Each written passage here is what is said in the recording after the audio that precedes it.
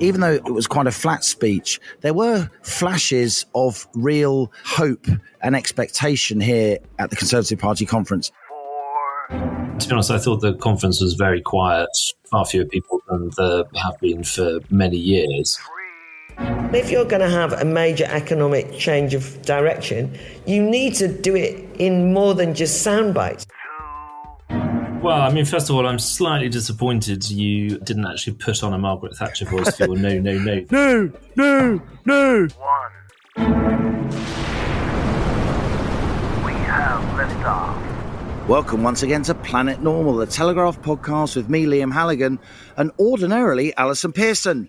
But Alison's taking a well-earned rest, so I'm delighted to welcome to Planet Normal Telegraph columnist Nick Timothy. Hello, nice to be here. Now, Nick, while we missed the excellent co-pilot this week, Planet Normal listeners are in for a treat because you're not only a Telegraph columnist, you are also Joint Chief of Staff to Prime Minister Theresa May. So you know how government works and sometimes doesn't work, and likewise the Conservative Party, from the inside. My priorities are growth, growth and growth, said Liz Truss in her Birmingham conference speech yesterday, her first as Tory leader and Prime Minister. Was she channeling Tony Blair's education, education, education speech in 1997, his first as a Labour Prime Minister? The opponents of growth, Liz Truss went on, the vested interests, the forces of decline, they're wrong, wrong, wrong. That was clearly a throwback to Margaret Thatcher's famous oration from the Commons dispatch box, attempts by Brussels to dilute UK sovereignty. No, no, no, said the Iron Lady back in 1990. But is Truss also an Iron Lady? Or were her and Chancellor Kwasi Kwarteng's attempts to lower the top rate of tax and scrap the cap on bankers' bonuses in the midst of a cost of living crisis politically tin-eared? It would certainly seem so, Nick, given this week's handbrake U-turn. So how do you think the Prime Minister and her staff are feeling after this week's visit to your native city of Birmingham? Well, I mean, first of all, I'm slightly disappointed you didn't actually put on a Margaret Thatcher voice for your no, no, no then. No, no, no. Well, I think normally when people visit Birmingham, they feel really uplifted because it's the best city in the world. But I think, it was a very strange and flat atmosphere this week. There were lots of MPs who weren't present. And certainly in the fringes, the elephant in the room was the budget and what had happened in the markets since. My sense was when everybody mentioned it, they didn't really get angry. They just looked a bit hurt. And there was a kind of air of resignation to the whole thing. So that says quite a lot about the mood and the atmosphere of the party. But, Liz's start has been extraordinary. I don't think there's been a prime minister with an agenda that unravels quite so quickly, certainly in my lifetime, and maybe never in modern democratic politics. It certainly felt very different to the Labour Party conference, which I was at in Liverpool, and we'll come on to that. But just before we discuss the party conference in more detail, and in particular Liz Truss's speech yesterday, tell us what it's like in the run-up to a party conference for a Prime Minister. It must be a really, really busy time, and indeed during the party conference. Do you want to sleep for a week afterwards? Yeah, well, I think you need to sleep for a week after party conference, even if you're a humble delegate, as I am these days. The build-up to conference is actually quite stressful. Yes, there's quite a lot of work to be done, and especially when you're a new PM and you have a new team in place, people are still getting to know one another, and you want to flesh out your agenda and land your messages. You want the thing to cohere. You want your ministers speaking from the platforms, landing consistent messages. The speech for the leader itself, I mean, Liz's speech was actually pretty short, but I mean, ordinarily leaders tend to speak for around about an hour, and they speak right across the waterfront of government policy. She was much more focused and kept her comments mainly to the economy and her plan for growth. But the speech itself is normally quite a stressful thing to prepare for. She and everybody around her will have been quite wired, I imagine, in the run-up to this, preparing for it, not least because she's been preparing for it in the midst of the crisis that followed the budget. Now, I should say, Planet Normal, of course, was released on a Thursday,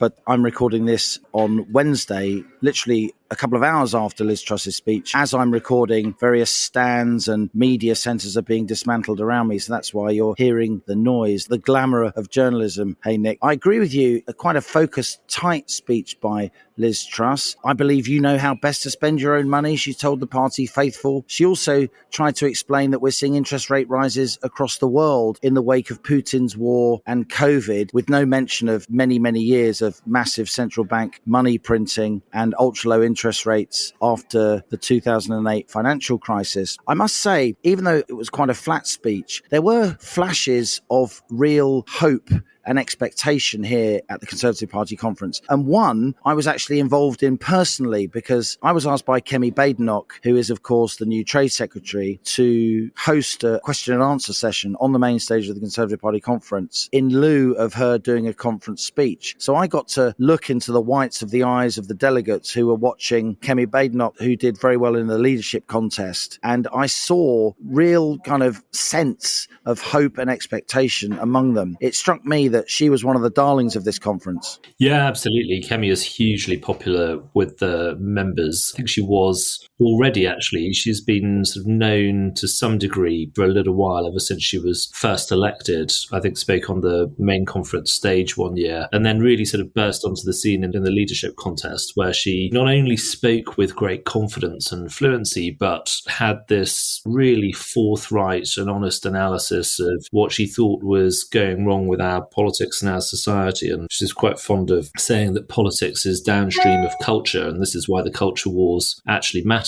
and need to be fought quite resolutely from a Conservative perspective. She is hugely popular with the members. What did you think of her if you managed to interrogate her on the stage? It was hardly an interrogation. I mean, journalists understand if you are asked to do this, it's not meant to be a journalistic encounter. When I'm speaking on behalf of the Telegraph or GB News, where I ply my broadcasting trade, of course, then it's a journalistic encounter. On the stage, it's more of a kind of chat show type format, albeit a chat show with some pretty pointed political questions. I've known Kemi Badenoch for a while, not least because I live in Saffron Walden, which of course she is the member for the Saffron Walden constituency in North Essex. One of the questions I asked her, Nick, as you may have seen, is how long did it take you to decide to stand? Because of course, when she announced that she was going to stand, a lot of people said, oh, it's too early, she's too young, she hasn't got enough experience. And then, you know, within a couple of weeks, there was talk about her coming through the middle and actually winning the thing for a while. And she was certainly a very influential candidate, and probably the standout candidate who didn't actually win, though Penny Mordaunt supporters may have something to say about that. She's clearly tough. She's clearly very, very determined. And I said to her, you've got your husband Hamish, you've got 3 kids, you were an engineer before you came into politics, you've clearly got a hinterland. And I expected her then to wax lyrical about her wonderful family and all the rest of it. And when I asked her, clearly you have a hinterland, Kemi, she looked at me and then she looked at the audience and she said, not now.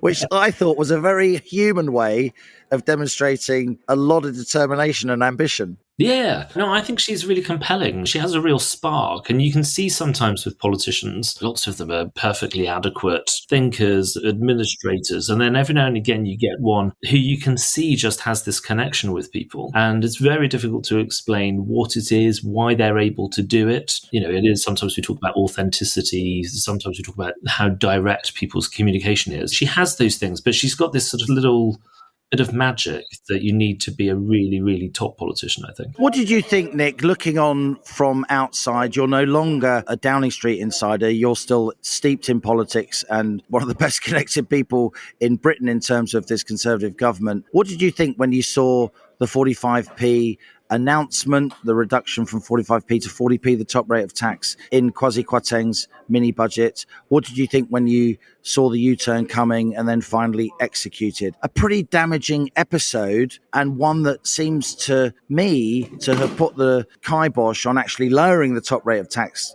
to 40 pence for some time. Yeah, I mean, I think that's doomed as a proposal for some time now. From a political perspective, my personal view is it wasn't really the priority that they made it and wasn't really necessary at that moment. I'm very sceptical of the idea that tax cuts like that will fund themselves somehow. There's a danger, I think, of people either willfully or otherwise misunderstanding why the markets reacted in the way that they did. And it wasn't over just this particular tax cut decision. You've written in the paper the economic context in which the decision was made and years of quantitative easing, very loose monetary policy, which I think is correct. But I think the point was they rushed straight into this emergency budget, which was actually quite unnecessary. I mean, they could have done their budget on on a more normal timescale. And they didn't present a proper fiscal plan. I talked to people in the city before the budget, after the budget. They said, well, there is a certain amount of tolerance and a certain amount of interest in some of the things that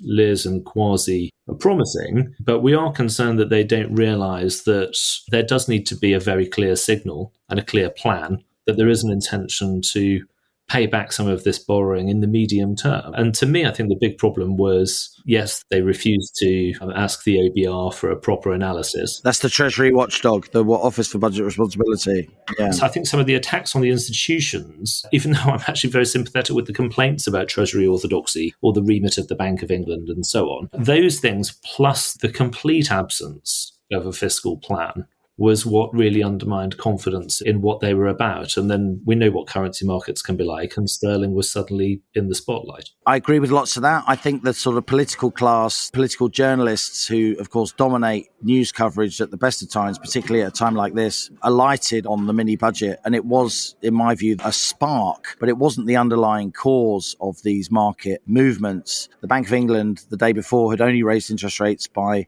0.5%. I say only, it's still quite chunky, but the market had been expecting 0.75%. And there was a long fall in sterling during the days leading up even to that Bank of England decision. I would also say interest rates are going up everywhere around the world as part of that long-term trend as we move away from quantitative easing, as you said. And Liz Truss tried to get her arms around that idea, beginning to explain that in her conference speech. For now, she's only blaming COVID, lockdown and Putin's war. Now, both those aspects have had an impact on prices, not least COVID impact on supply chain disruption, which still lingers. And clearly, the war in Ukraine has done nothing to calm down global commodity prices and not least the wholesale price of gas. But I think there's a much bigger, longer term trend here, which politicians, having neglected years of easy money because it was frankly very convenient for the folk in the city, the folk with housing. Asset prices went to the moon. It was convenient for governments to borrow cheaply. We are now going to have to face up to the fact that a lot of people have got themselves into house ownership at very, very low rates of interest with very elevated house prices. And as that situation unwinds, there will be quite a lot of pain. And it has been the Conservative Party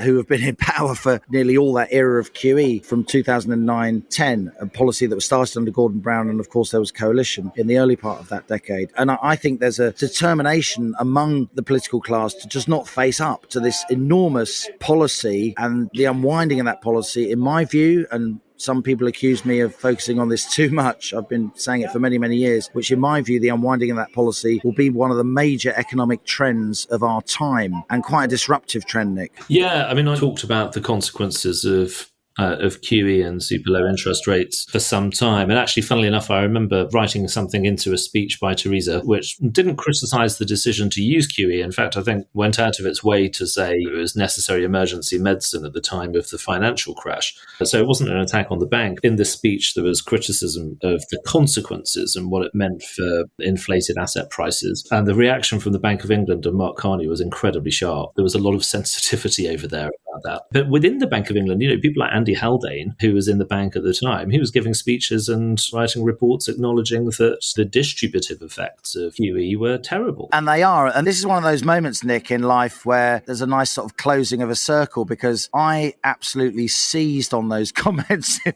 that speech by Theresa May. And now I'm talking to the man who wrote them. I could have probably worked out that it was you, but we've never discussed it, have we? We haven't. I then wrote a sort of blood-curdling Sunday Telegraph column about it, which probably didn't make your life much easier. And the Bank of England crushed it. And I think the Bank of England has, if we're being honest, they crushed Andy Haldane, who was the chief economist at the Bank of England, a very, very bright, free-thinking economist who has now left the bank.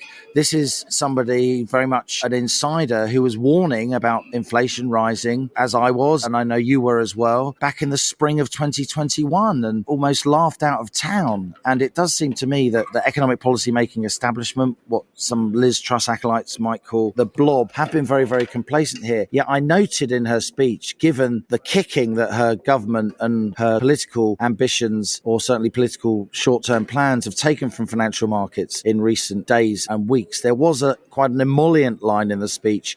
I think the Bank of England should set interest rates, and it's very important that politicians don't get involved. I sense there was a bit of a retreat there. Yes, I mean, you definitely get the sense that if it wasn't the governor, then some advisors who listen closely to what market sentiment is might have said you really do need to calm down this perception that you don't like the bank and that the government and the bank aren't working well together. I mean, I think one of the things I would say is we have needed to get to a normal monetary policy and a proper balance between monetary and fiscal policy for some time. What we're seeing at the moment isn't just the result of straightforwardly doing that. It is partly the result of the fact that they did botch the budget because of the reasons that I said about the absence of a fiscal plan. And the consequences of that are economic in the sense that it might mean that interest rates go up higher and faster than they might otherwise have done. Also, that gilt yields are going up, which means the cost of government borrowing is going up. And thus all borrowing, those gilt yields ripple out across the economy, don't they, to mortgages and other personal loans. They do, yeah. And then there's the political consequences, which basically means lots of things that might have happened anyway, because as you say, interest rates were going to go up anyway, can now just be blamed firmly on the government by the Labour Party. And I think anything that anybody suffers over the next couple of years is going to be linked back to this budget. So Labour are going to say the reason you're suffering this pain is because of the ideological and incompetent budget when Liz and Kwasi first got into office. And it's so much easier for journalists, particularly broadcasters, headline writers, to focus on Tory tax cuts, greed, than it is to explain, the unwinding of unconventional monetary policy, isn't it? If we're honest. Well, yeah, it's an incredibly complicated thing to describe. Lots of highly educated policy people in government don't understand it. So how you convey it in a sort of quick half a minute on the TV news or something, this is quite often the case. I mean, we had the extraordinary intervention from the Bank of England last week in order to save pension funds, which were under extraordinary pressure because of complex hedging arrangements which related to the gilt markets. And I think we were much closer to sort of losing a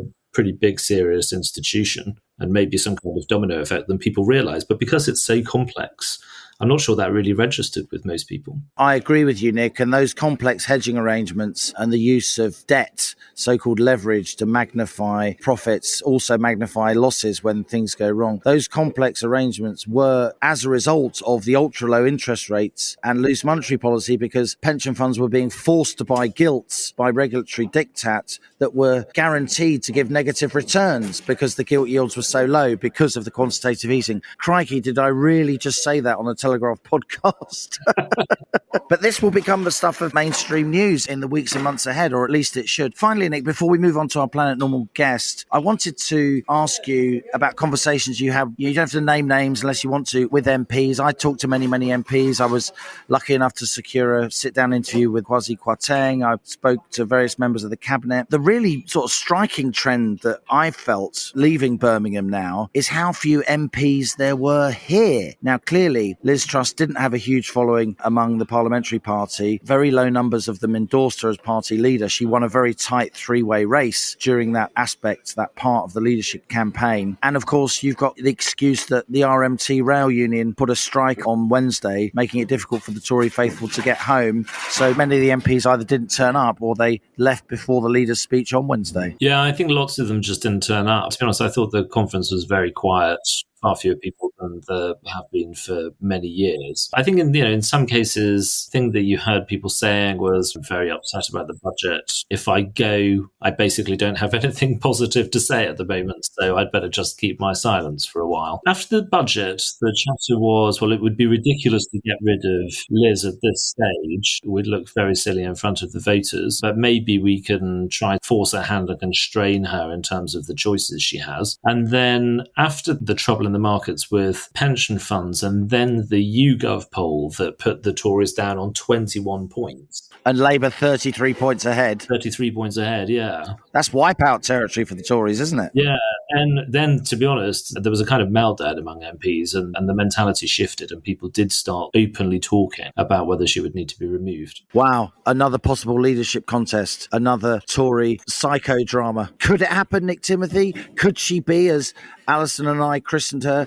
the Lady Jane Grey of our times. Could her tenure really be that short? Look, it's not impossible. I think we live in very strange times. We live in an age of crises where one crisis just seems to just go crashing into the next one. Voter volatility is a real thing. And I mean, 2019 election, which was fantastic for the Tories. I think I put this in the paper the next day. It's fantastic. But the danger is now, because of the realignment in the vote, that the Tories would be exposed on both fronts, where you'd have a lot of marginal seats where people had voted Tory this time, but actually it was the only time in their lives where they had, in the red wall, but that actually the Tories was vulnerable in some of their more traditional seats where maybe people felt that the party was moving away from their interests. And so the party is quite vulnerable on both fronts. And lots of MPs, I spoke to an MP the other day who has a majority, I'm sure the majority is more than 20,000. And they said, well, with boundary changes, it's a little bit less, actually. I'm starting to get a bit worried. So there are people in seats where they thought that they'd be an MP for life who are now worrying about the next election.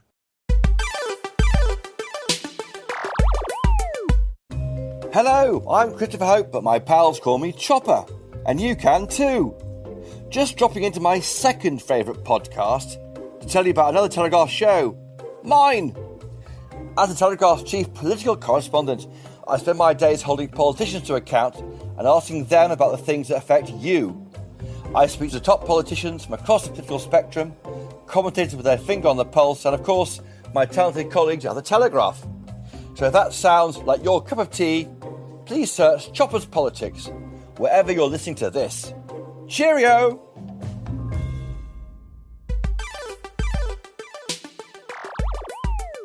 Climbing aboard the rocket this week is an old friend of Planet Normal, Baroness Claire Fox. Having grown up in Wales, Claire worked as a social worker and higher education lecturer before becoming a publisher of Living Marxism. She emerged as an erudite and widely respected public intellectual, her frequent appearances on the BBC's Moral Maze turning her into a household name.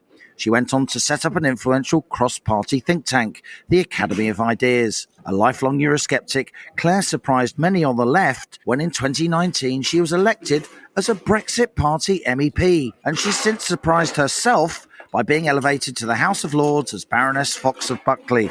Claire Fox attended the Labour and Conservative conferences, speaking at countless fringe meetings and testing the mood. I caught up with her in Birmingham and started by asking her for her thoughts on how the Tories were doing. This has been the weirdest conference I've been to of the Conservative Party, in as much as there is definitely an existential crisis happening. Funnily enough, actually, the fringe events have been quite lively. Usually, to be honest, people are going through the motions, but a lot of them have been packed. And when I've talked to people, they've said, actually, there's more politics here than there is in the conference. And there's something about watching your party kind of die or have a crisis that isn't appealing. So they want to talk, they want to listen, but they don't want to go into conference hall necessarily to kind of witness it. Liz Truss has spent her whole life trying to become Prime Minister. She's made it. This is her first conference as party leader. This is meant to be a honeymoon period. It must be depressing for her to realise that she has made it and made a mess of it with it such a short amount of time. You see, I don't think it's even what Liz Truss and Kwasi Kwarteng did. I think this is kind of like a long time coming. There's still a lot of bitterness amongst voters anyway, and some members that Boris got rid of not by them. You know what I mean? They weren't all Boris lovers, but they just felt it was something of a coup. So there's that to contend with. There's the hangover of lockdown. People feel very betrayed. What was that about? And a Conservative Party that, after all, had previously got themselves in a complete and total mess over Brexit, having called a referendum and then tried to overthrow it. There's a lot of history here, isn't there?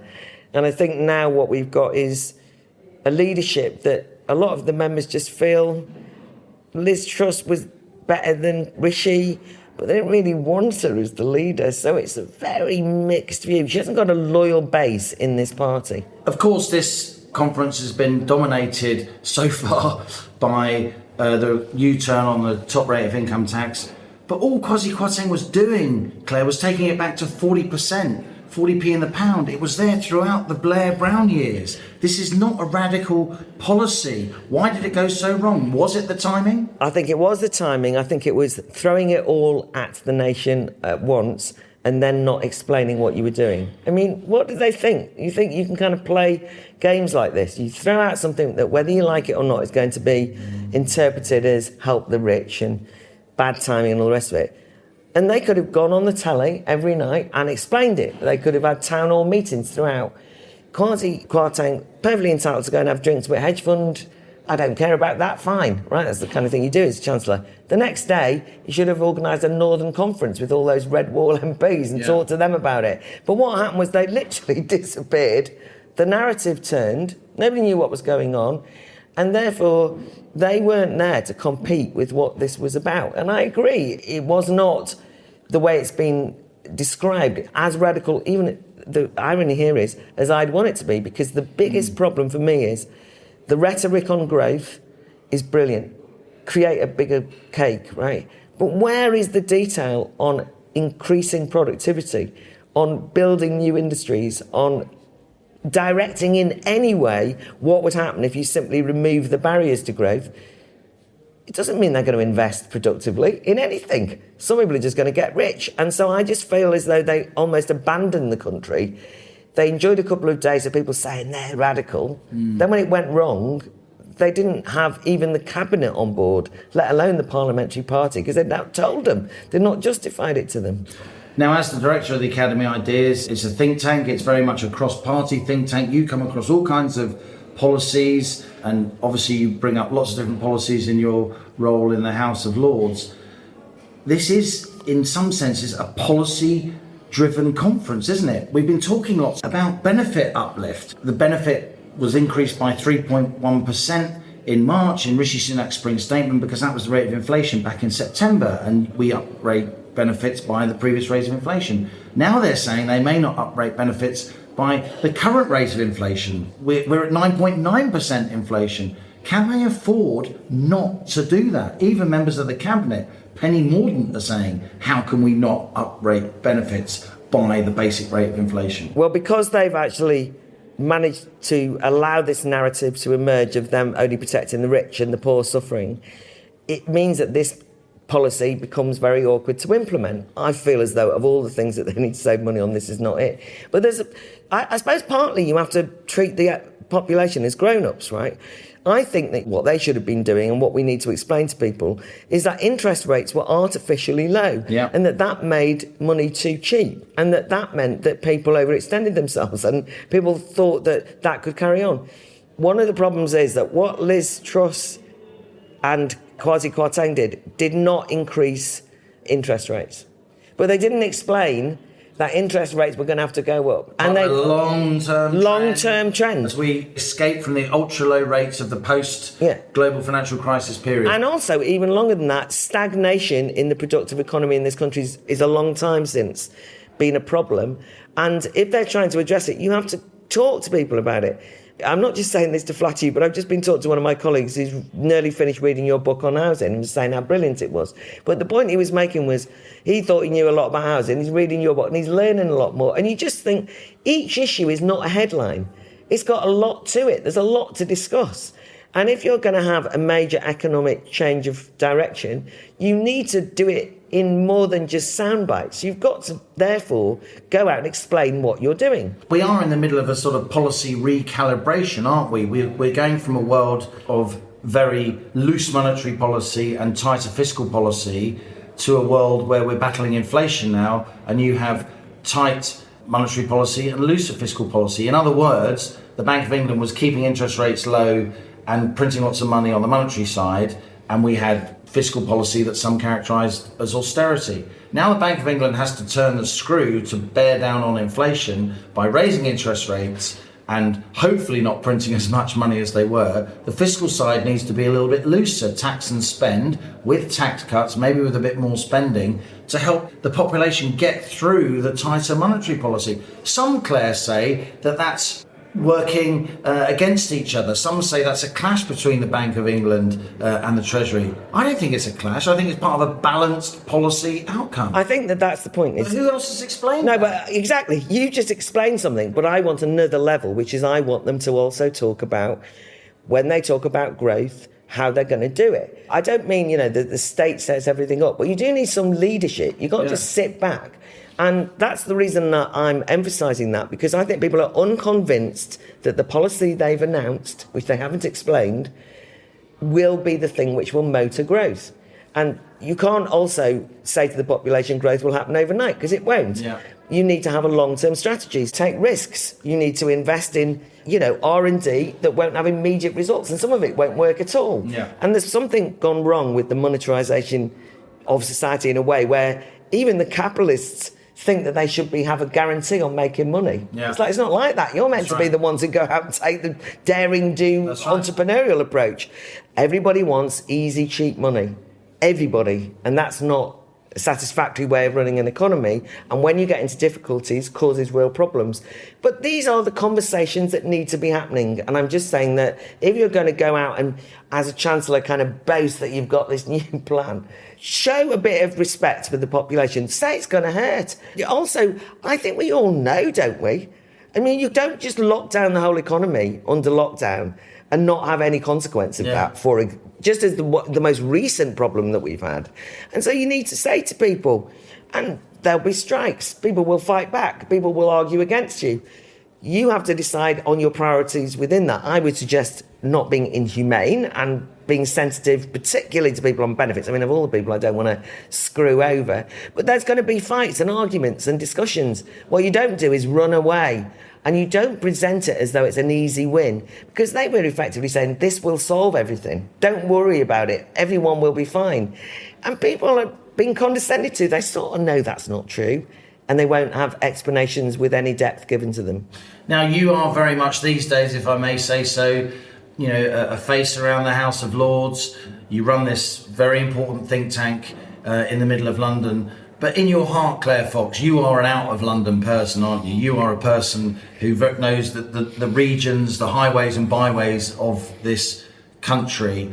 How do you think they're being perceived outside the Westminster bubble? This is Planet Normal. We're all about news and views from beyond the bubble. How is all this going down outside this steel ring in Birmingham, outside the media and policy establishment? So I do feel as though those red wall seats, what are known in this party, the Conservative Party, is the blue-collar Conservatives, feel, actually, if I'm honest, totally betrayed. And I don't mean they feel betrayed because tax cuts were given to the rich. It's more that they feel as though the levelling up agenda, which is always a ridiculous term, but what is actually happening? What are they doing to invest in Grimsby, in Bolton, in Blackburn? It's exactly a good slogan. Great slogan. But even here, there's something rather, we're going to level them up and help the poor people. What people want is their communities to start thriving and growing again. And I actually think if you called on the nation, dare I say, and said to people, we've all got to put our back into this. We've got to rebuild the economy. I mean, we've had lockdown. We've had a terrible time of it. Remember that Brexit take back control? Well, now it's all our responsibilities to get things going again. Let's have discussions about what kind of housing we need, what kind of infrastructure we need to build, what kind of new towns we need to create, what industries we're going to actually invest in, take risks on. But people are sitting there frustrated because they feel like it's a top-down, chip-down, oh, God, what policy are they announcing now? No explanation given. And then a U-turn. I mean, the U-turn is funny because I don't even think it was that top tier. I don't think that's what caused the problem for people. It was all at once and then no explanation. And also the alarm that the pound was crashing. Exactly. I'm alarmed. Interest rates in money markets were spiking. But as I said to the Chancellor early this morning, I interviewed him for GB News. Chancellor, shouldn't you be explaining that your mini budget was the spark? It wasn't the underlying cause. That's right. The underlying cause was a long-term systemic move away from ultra-low, ridiculously low interest rates, ridiculously loose monetary policy, mega money printing, and that's what's happening. We're moving out of that world and into a more normal world. I know, but this is what's ironic. The reason why they won't explain that they were the spark is because that policy was theirs too. Yeah. And they were prepared to this government were prepared to take credit for the fact that there was cheap credit. Yeah. So they'd basically say, oh, isn't it brilliant? Yeah. You can all buy your house now. You're all doing all right. And because people were just about doing all right, artificially created, by the printing of money, by low interest rates, they now don't want to say that was a disaster, by the way, and that created all these problems. It's like no one's ever read any history, you know. If it was this easy, Rome would still have a massive empire. Yeah. If it was this easy, printing money all the time, Zimbabwe would be in the G7. I know. And we've got a Chancellor now who's a historian. We've got a Bank of England Governor who's a historian. They're both extremely clever people. You can't say that they haven't got the intellectual firepower. But nobody, Claire, seems to be taking a historic perspective on this. But one of the problems is they don't believe that the citizens of this country are up to understanding it. What they've got to realise is that actually people might not have their A-levels or their degrees, but people don't have to do that to be smart and interested in history. Understanding the historic roots of this is essential. Understanding what has happened over time to this country, but also understanding what has happened in other countries in similar circumstances is the kind of conversations we need to be having. And I think that the other thing about this conference, one of the downsides of it being dominated by this conversation, is that there are also important conversations. I mean, I just spoken on a fringe event on the online safety bill, and you might say, oh God, that old chestnut. But you know, Liz Truss says she'll tweak it, she's not getting rid of it. There are major attacks on free speech, and there's a real problem of censorship, which actually is not going to do any of us any good if we're trying to actually work out how to make the economy work. You need to have free and open discussion. There's all of the identity politics stuff, which still lurks around as a problem. And this is not me trying to play the culture warrior. I really liked, actually, a point that was made by Kemi Badenoch in an interview with you, no less, Liam, yesterday. You allowed her and asked the kind of questions that allowed her to really explain where she stood. And I liked something she said very much, because she said, I'm not just raising these immigration points as a culture warrior. It drives me mad when people say that. It's just that these are serious conversations we need to have. Yeah. Even the immigration discussion is not straightforward. You can't just kind of go, we've got a Rwanda policy versus bring them in. I mean, that's another thing that Liz Truss has done that is rather unhelpful from her point of view, which is she just simply announced, well, we'll loosen immigration.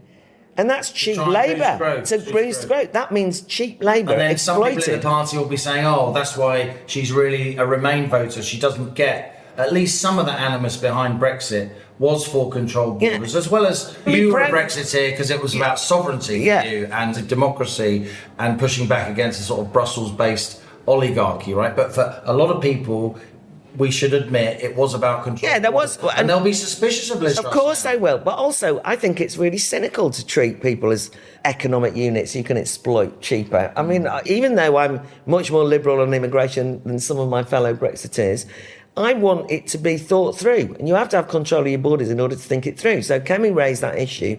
I'm making the point that some of these very important issues have not been discussed at this conference properly, in fringe meetings occasionally, but not on conference floor, not really discussed.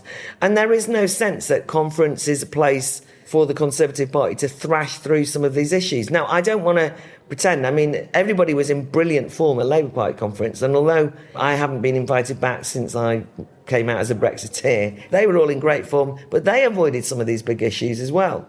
So there is a real problem if only the economic questions get discussed and that only becomes trading insults and at the most superficial level. All parties try and choreograph their party conference, don't they? They know the media are here and running around with cameras on their shoulders and microphones in their hands. And that's why the fringe is so important, because real politics breaks out on the fringe. The party faithful have come together in one place.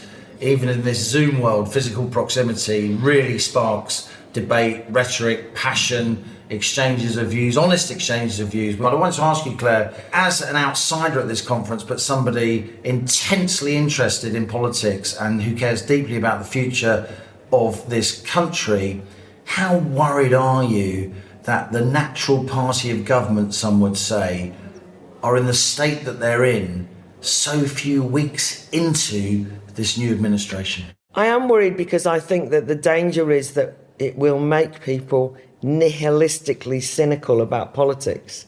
Ordinary voters just think, what is going on? I have not been convinced by anything I've seen here that the party can pull itself together. If anything, it feels like the party's going to split. I think what's probably happened is that in many ways the Conservative Party has run out of its natural life. We can see in every other European country the mainstream parties have collapsed and new parties have emerged. But because of first past the post here, Labour and Tories exist, but they're almost like holograms of their old parties, right? They don't really know what they are. And here, there is a real tension between those blue-collar Tory who represent red wall seats of just very different, often from working-class backgrounds, just a different kind of entity. And there is that kind of Singapore on the Thames Brexiteers, they've got a particular attitude. And then you've got all the Remainers. Remember, the Tory party were the Remain party during most of the referendum. So it seems to me that it's not a real party. And somehow, temporarily, Boris held it together. In a bizarre sort of way, everybody backed him in the end after the 2019 debacle at the European elections. He's gone. I'm not sure that Liz Truss is the woman to hold it together. And after this start, and I'm worried, not because I care about the fate of the Conservative Party, but because I care about the fate of politics. Claire Fox, Baroness Fox, Director of the Academy Ideas.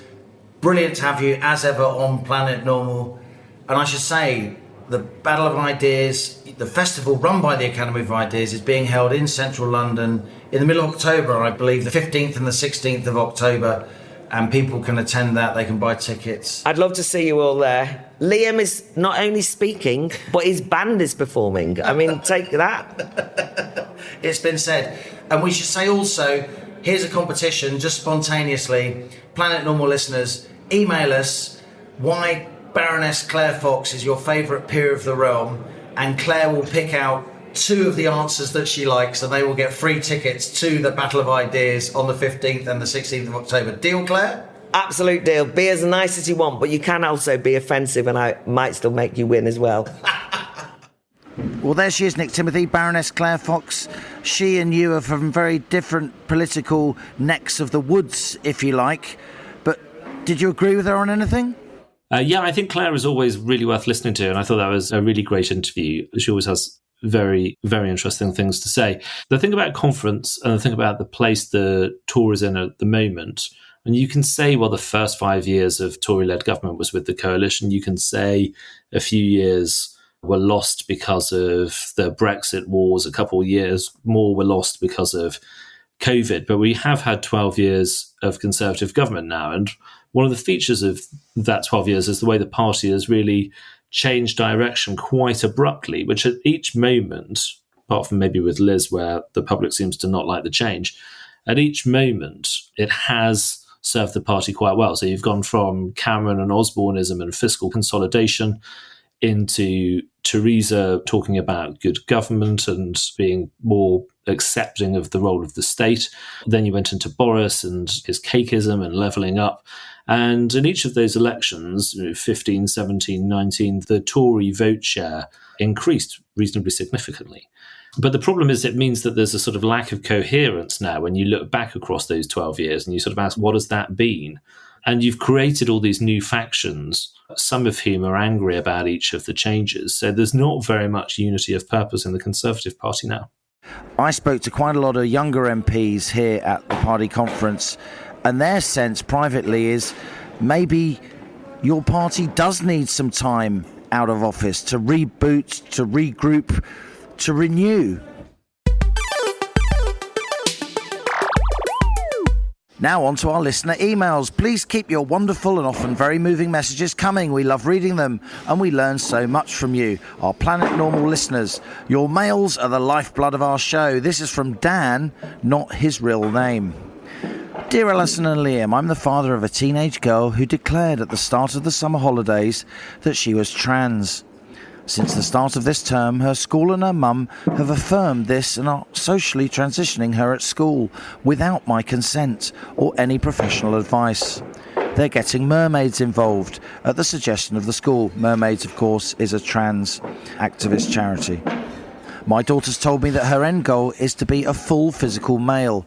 I can see that she is most likely a confused teenager, most probably lesbian, girl captured by trans ideology.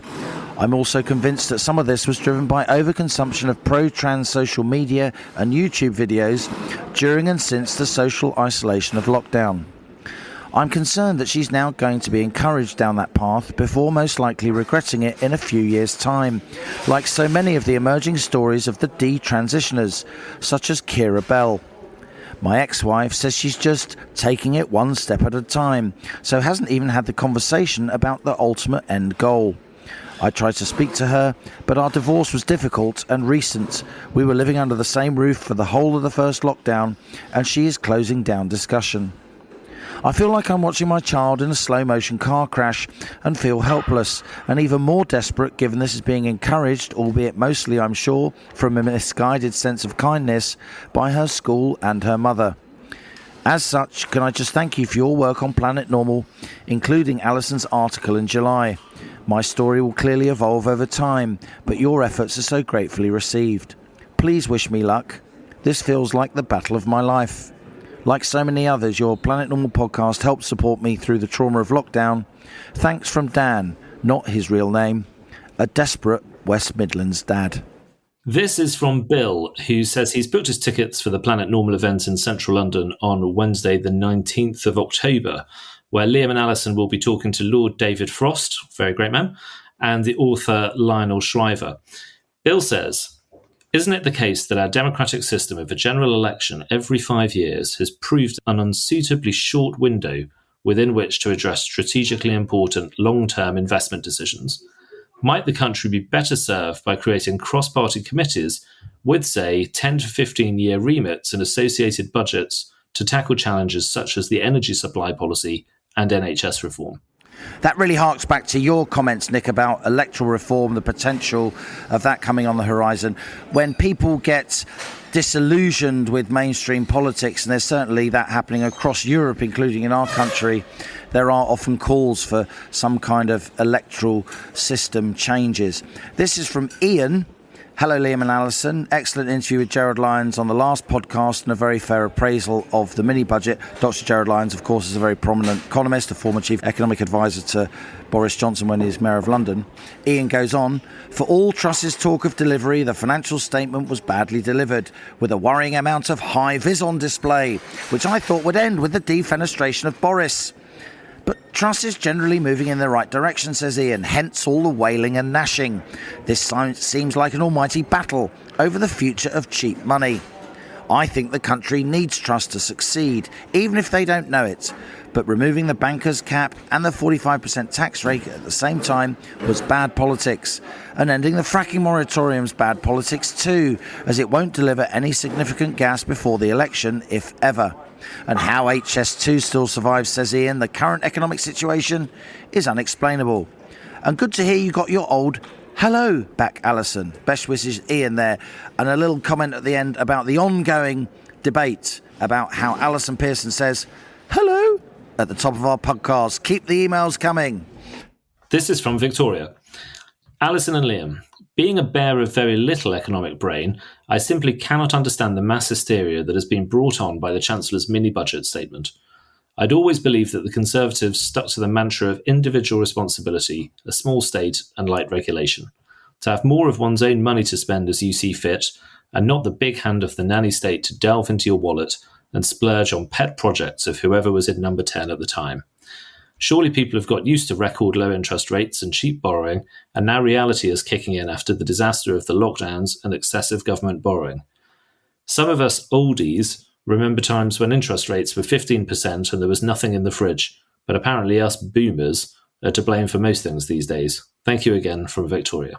You know, that's an interesting one, Nick. As you'll know, it's not about where the interest rate is, it's about what we call mortgage affordability, the share of your income post-tax that you're spending on your mortgage. That did peak at about 30% back in the early 90s, in the aftermath of the Black Wednesday debacle as we came out of the ERM, and it's now a lot less. It's more like 10 to 15%. But if interest rates go up to just 6%, Nick, on economic modelling that I've seen and examined, then we will be back up at late 80s, early 90s levels of mortgage affordability, or should that be unaffordability, even at much lower headline rates of interest.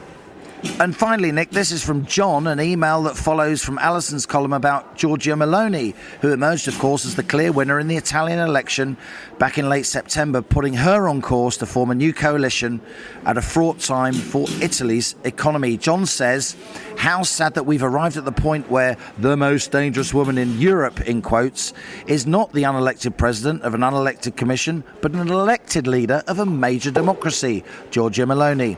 Perhaps Ursula von der Leyen, who of course is the EU commissioner, she should stop pretending that she represents Europe, in quotes, or the millions of EU citizens, in quotes, who are not allowed to vote for her, says John. And Andrew says on the same theme, the new definition of a fascist seems to be this: to be Christian, to have family values, to believe in law and order. So that's it from Planet Normal for another week as we leave our sanctuary of sweet reason, our flying refuge of reasoned views. Email of the week, it's my turn.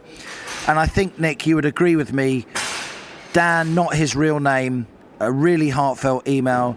Dan, not his real name's daughter, is transitioning, and he clearly feels frightened and helpless. A genuinely brave and heartfelt email, I felt. So Dan, not your real name, please do email us at planet.normal@telegraph.uk. Mark your email mug winner with your postal address, and as rare as hen's teeth, as rare as rocking horse poo, Planet Normal mug will be winging its way toward you. If you enjoy Planet Normal, do leave a rating and review on Apple Podcasts or Spotify. It really helps others to find the podcast so the Planet Normal family can keep on growing. It certainly does. And here's a reminder, again, that Planet Normal Live's back for its second instalment, and you're invited. In May, we recorded our landmark 100th episode. And on Wednesday, October the 19th, we're recording live at the historic IET in central London, Alison and I. We will be talking to the renowned author and journalist Lionel Shriver and the life peer Lord David Frost, both speaking to your co-pilots in person. Expect straight talking and reasoned debate with a broad dash of Planet Normal humour. Tickets are £30 for Telegraph subscribers, and you can find the link to where you can get your tickets via the Telegraph website in the show notes to this episode. And as we speed away from our beloved Planet Normal and the madness of Planet Earth comes back into view, thanks to Nick Timothy, political analyst extraordinaire, Telegraph columnist, and thanks as ever to our producers Isabel Bajard, Elliot Lampitt, and our editor Zoe Hitch. Stay safe and in touch with us and with each other. Until next week, it is goodbye from me. And it's goodbye from him.